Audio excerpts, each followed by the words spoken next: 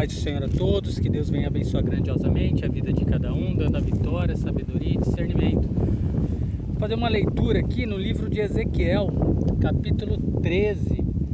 Será que o que Deus falou através de Ezequiel aos profetas do Antigo Testamento, Deus ainda revela nos dias de hoje? Vamos ver a opinião de cada um. A palavra do Senhor veio a mim, dizendo: Filho do homem, profetiza contra os profetas de Israel, que são profetizadores, e dize aos que só profetizam de seus próprios corações: ouve a palavra do Senhor. Assim diz o Senhor Deus: ai dos profetas loucos que seguem o seu próprio espírito e coisas que não viram. A frase "que seguem o seu próprio espírito" significa que eles não seguiam o Espírito Santo. Eles pregavam o que as pessoas desejavam ouvir. Nesse caso, um retorno rápido para a terra de Judá. Ó Israel, os teus profetas são como as raposas no deserto. As raposas fazem as suas casas no deserto, no meio das ruínas. Do mesmo modo, os falsos profetas lucram das ruínas de Israel. E de fato, tornaram essa ruína ainda pior. Não subistes as brechas, nem reparastes a fenda da casa de Israel, para estardes firmes na peleja no dia do Senhor. Esses profetas loucos faziam da situação que as pessoas estavam vivendo uma mercadoria, dizendo a elas uma mentira em vez da verdade. Eles a faziam sentirem-se confortáveis em seus pecados. E mais ainda, diziam a elas que a paz e a prosperidade estavam próximas, logo depois da esquina. Por assim dizer, isso difamava as profecias de Jeremias e Ezequiel, e de fato também difamava a Deus. Vem vaidade e mentirosa adivinhação, os que dizem: o Senhor disse, quando o Senhor os não enviou. E eles fazem que outros esperem o cumprimento de suas palavras. A frase "vem vaidade e mentirosa adivinhação" significa que eles acreditaram em suas próprias mentiras e tentaram confirmar as suas próprias predições. Faziam isso dizendo: o Senhor disse, quando de fato o Senhor não enviou e não havia dito nada a eles. Não vedes visões de vaidades, e não falais adivinhação de mentira. Quando dizeis: o Senhor diz, sendo que eu tal não falei, o Senhor chamou as declarações desses falsos profetas de visão de vaidades e adivinhações de mentira. Infelizmente, o mesmo acontece na igreja atual. Está cheia de falsos profetas. Também creio eu que não somente o autor aqui que fez a interpretação desses versículos, mas eu também creio que muitos falsos profetas existem ainda nos dias atuais. E dando continuidade aqui no versículo 8: portanto, assim diz o Senhor Deus: como falais vaidade e vedes a mentira, portanto, eis que eu sou contra vós, diz o Senhor Deus. A palavra vaidade significa nada vazios, o que constituía a mensagem desses indivíduos. E também eles viam mentiras, porque não viam a palavra de Deus. E a minha mão será contra os profetas que veem vaidade e que adivinham mentiras. Eles não estarão na congregação do meu povo, nem estarão escritos nos registros da casa de Israel, nem estarão na terra de Israel. E sabereis que eu sou o Senhor Deus. O juízo anunciado contra esses profetas é que na restauração de Israel, que no devido tempo aconteceria, eles seriam excluídos das congregações do povo da terra de Israel, e os seus nomes seriam riscados do livro da vida. Em outras palavras, eles perderiam as suas almas. Porque eles andam enganando o meu povo, dizendo paz, não havendo paz. E alguém edifica uma parede, eis que outros a rebocam com argamassa não misturada. A falsa doutrina exerce uma atração, porque ela diz às pessoas o que elas querem ouvir e não o que elas precisam ouvir. Diz então aos que rebocam com argamassa não misturada, que ela cairá, haverá uma grande tempestade de chuvas, e vós, ó grandes pedras de Saraiva, caireis, e um vento tempestuoso a fenderás. Cristo disse que as tempestades viriam, e só a casa que estiver fundamentada na rocha permanecerá. É perfeitamente possível que Cristo tivesse esta passagem em mente quando disse suas palavras em Mateus capítulo 7. Porventura, quando a parede cair, não dirão a vós, onde está a argamassa com que rebocastes?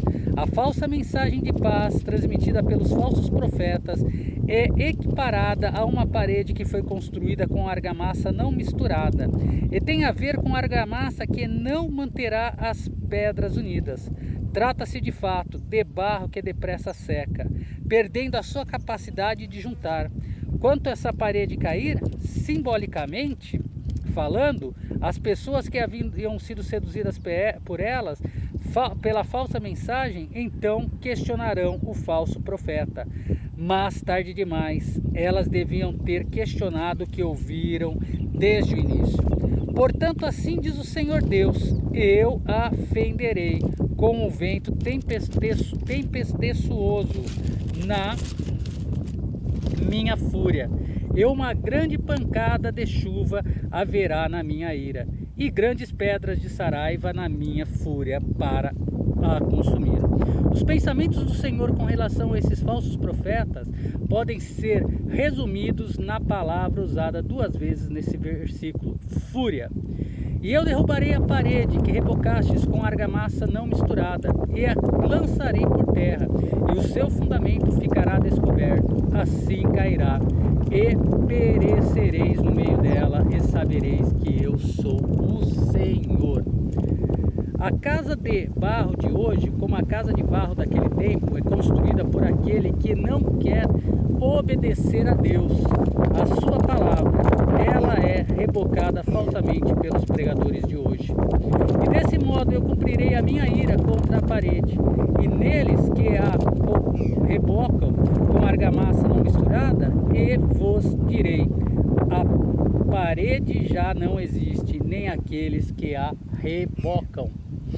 A frase "e desse modo eu cumprirei a minha ira" contra a parede fala da ira de Deus contra tudo que é falso. Os profetas de Israel que profetizam a respeito de Jerusalém e que em visões de paz para ela, não havendo paz, diz o Senhor Deus. Até onde se sabe, pelo menos neste momento, Jeremias e Ezequiel eram os únicos 2 profetas sendo usados por Deus com relação ao destino de Judá e Jerusalém. Daniel estava sendo poderosamente usado nesse momento, mas em outra capacidade. No entanto, os profetas aqui descritos parecem terem sido muitos, assim como os falsos profetas abundam atualmente. No versículo 17, Deus vai começar a falar agora a respeito das mulheres. Aqui ele estava falando a respeito dos homens, e agora ele vem falar das mulheres. O pecado das profetisas. Igualmente tu, ó filho do homem, dirige o teu rosto contra as filhas do teu povo, que profetizam de seu próprio coração, e profetiza contra elas. Além dos falsos profetas, havia falsas profetisas, e a Ezequiel foi dito: profetiza contra elas. Na igreja atual, isso é algo inaceitável. Porém, de acordo com as palavras de Deus, alguém deve se levantar e dizer: isto está certo ou isto está errado. E diz: assim diz o Senhor Deus: ai das mulheres que fazem almofadas para todas as capas das mangas, e que fazem lenços para as cabeças de todos os tamanhos para caçarem almas. Porventura podereis caçar as almas do meu povo, e guardareis vivas as almas para vós? A parede dos versículos 10 ao 15 não é literal, antes era intencionada para simbolizar o falso ensino. Igualmente, as almofadas e os lenços deste versículo são simbólicos. A implicação é que os profetas homens construíram a casa, e as profetisas mulheres a mobiliavam. As almofadas simbolizam um ensino que dava um falso descanso e que as pessoas desejavam ouvir. Os lenços ornamentais para a cabeça retratam doutrinas atrativas e agradáveis que obscurecem os fatos da morte e do juízo que virá. E vós me profaneis entre o meu povo por punhado pedaços de pão, matando as almas que não deviam morrer e guardando em vida as almas que não deviam viver, mentindo para o meu povo que ouve as minhas mentiras. A ideia deste versículo é que aquelas falsas profetisas estavam se vendendo barato, ou seja, por punhados de cevada e por pedaços de pão. No entanto, independentemente da quantia de dinheiro, forma ou popularidade recebida pela falsa profecia, ainda assim a ideia de vender as suas mentiras em nome do Senhor traria um juízo decorrente de castigo divino sobre as suas cabeças. E o versículo 20, o Senhor vem falar sobre o juízo delas. Portanto, assim diz o Senhor Deus: vede, eu vou contra as vossas almofadas, com as quais vós ali caçais as almas para fazê-las voar, e as arrancarei de vossos braços e as deixarei ir, as almas que vós caçais para fazê-las voar. Para fazê-las voar refere-se a seus ouvintes voarem para suas redes de escravidão, de modo que elas as possuem saquear, de modo que elas possam saquear. E as arrancarei de vossos braços e as deixarei ir. Fala de pessoas sendo libertadas do laço do passarinheiro. Salmo 91:3, 124:7. Essas pessoas não estariam mais em poder daqueles que lucravam com a credulidade delas. E os vossos lenços de cabeça eu rasgarei, e livrarei o meu povo das vossas mãos, e eles não mais estarão em vossas mãos para serem caçados, e sabereis que eu sou o Senhor. A ideia deste versículo é que, embora as pessoas tenham sido enganadas por esses falsos profetas e profetisas, ainda assim o Senhor prometeu agir. Livrarei o meu povo das vossas mãos, e também não haverá absolutamente nenhuma dúvida sobre quem fez isso. E sabereis que eu sou o Senhor. Porque com mentiras fizestes entristecer o coração do justo, não havendo eu entristecido, e fortalecestes as mãos do ímpio, para que eles não se desviassem do seu mau caminho, prometendo a ele a vida. O coração de Ezequiel estava grandemente entristecido pela falsa mensagem desses indivíduos, que fortaleceram as mãos dos ímpios, com promessas de que eles teriam a vida eterna, sem terem que abandonar a sua maneira ímpia de viver. Isso também caracteriza a maioria das igrejas de hoje. Isso deveria entristecer o coração do justo. E assim, então, não vereis mais a vaidade, nem adivinhações divinas fareis, mas eu livrarei o meu povo da vossa mão, e sabereis que eu sou o Senhor. Isso certamente se realizou pelos poucos que foram libertados quando Judá e Jerusalém foram destruídos. Mesmo assim, a sua plena realização aguarda uma data futura.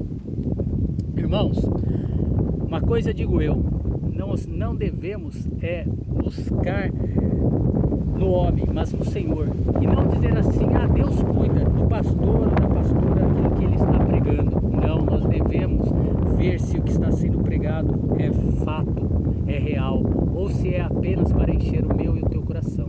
Mas que Deus possa trazer sabedoria, discernimento, compreensão diante da palavra do Senhor, para que nós possamos buscar nas Sagradas Escrituras e que o Senhor venha revelar tudo para a honra e glória do nome de Jesus. Um forte abraço e até o próximo vídeo.